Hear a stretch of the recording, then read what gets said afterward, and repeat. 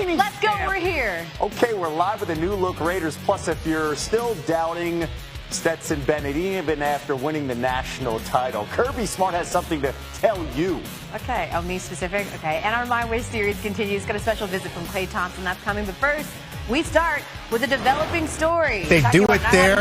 I think they end up losing this one, however, to the Kansas City to another season, claims another team, but 11 we don't talk enough about because he's kind of been the offensive line coach and to bring the cohesion and get those guys to play. Second-year quarterback Trey Lance, as we officially bring in the aforementioned NFL insider Adam Schefter, who broke this news for us. What more can you tell us about the timing of the Niners allowing him to seek a new home, Shefty? Well, no surprise that the 49ers are open to trading Jimmy Garoppolo. That's been the case throughout the entire offseason. The issue is that back in March, they were ready to trade him. And then, of course, he had the shoulder surgery. And now, with training camp opening next week, they have given his permission to his agents to officially try to help find a home. So really what this is the agents who will have to restructure a contract and the team basically working together to see if both of them can try to find a home for Jimmy Garoppolo. The 49ers have been open to dealing and shopping him all along. I think they're enlisting the help of the agents right now before training camp, and we'll see whether or not both sides can get it done. No obvious home just yet, but training camp starts, injuries happen, quarterback struggle. We'll see if there's a team out there that decides to be interested in Jimmy Garoppolo. Yeah, I imagine there's going to be some finagling as Garoppolo enters the final year of his contract. He is scheduled to count nearly $27 million against the salary cap. Adam Schefter with the latest. Thank you, Will. All right, Ryan Clark's going to tell us who, in fact, is in the market for a Jimmy G. Where do you believe that the best landing spot for Garoppolo is? Also considering, right, how much he hits against the cap. Yes, and see, and that's the problem with Jimmy G right now. How much are you going to have to pay for him? And where is there actually a spot? There was a game of musical chairs that was played while Jimmy G was off the market healing from his shoulder surgery. So if you're the Seattle Seahawks and you get into camp and you don't see where Geno or Drew Lock can be your guy, then maybe you're in the market for a guy like Jimmy G. Or once the Cleveland Browns start to hear a little bit about what's going to go on with Deshaun Watson, you can kind of poke the tires on him and see if he's ready. And if he's ready at a price you're comfortable paying for a year. Jimmy G is a guy who we know he is. He's somebody that can win football games, but he's not going to take your team to the next level. So he has to be in the right landing spot. And unfortunately for him, a lot of those spots were filled while he was on the mend. It feels like, RC, there's no greater case study in confounding stats than Jimmy G, and the idea that teams that he starts for have won over 70% of his career starts. That's right? crazy. That doesn't feel on purpose, but it also crazy. Right doesn't Right. feel like an endorsement either. But Ryan it Clark is coming. on purpose. It's a thing, right? He's back with us a little bit later. Talk more NFL on SportsCenter. Hang tight. Conference media days in college football have been a common theme this summer with the word expansion.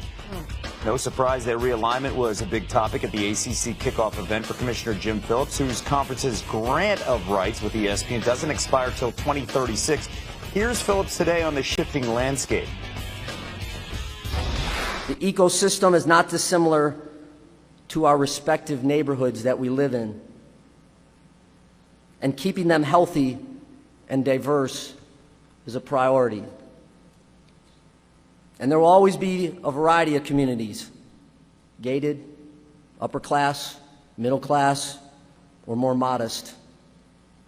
In times of great change, and that's a fair description of the last 25, 15, 10 years, and really the last 12 months, any new structure in the NCAA must serve many, not a select few. I will continue to do what's in the best interest of the ACC, but will also strongly advocate for college athletics to be a healthy neighborhood, not a 2 or 3 gated communities.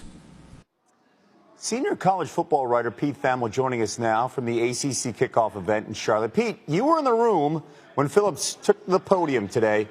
How were those comments received?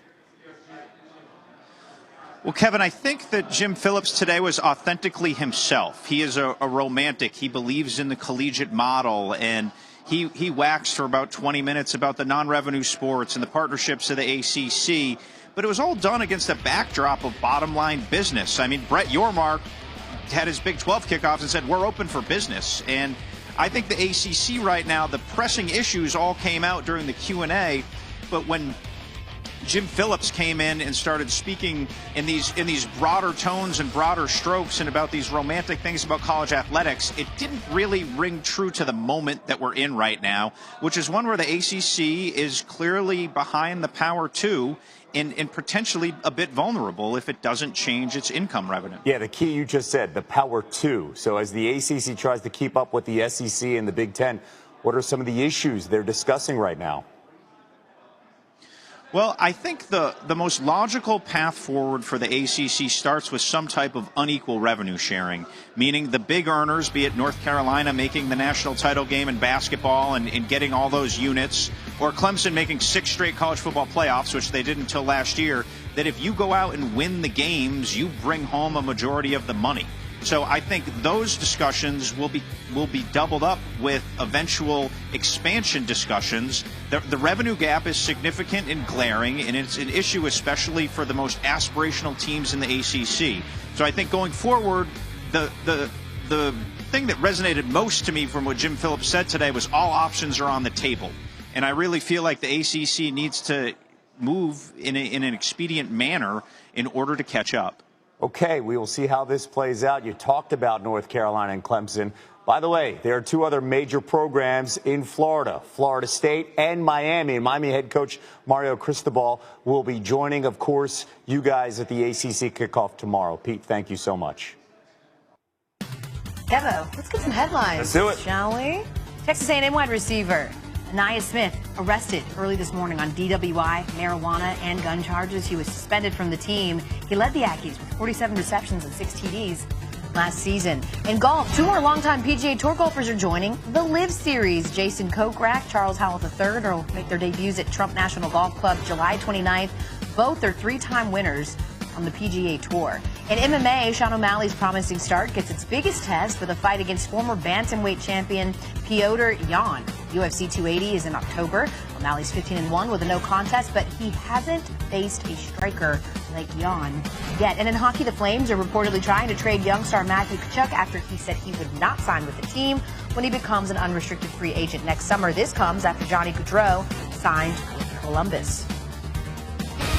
Still to come on SportsCenter. Kirby Smart takes the mic to share the Bulldogs' new mindset as defending national champs and how Georgia stacks up to Alabama after losing top talents to the NFL draft. Plus, assessing the impact of Devontae Adams' addition to the Raiders. We're live in Las Vegas as the NFL's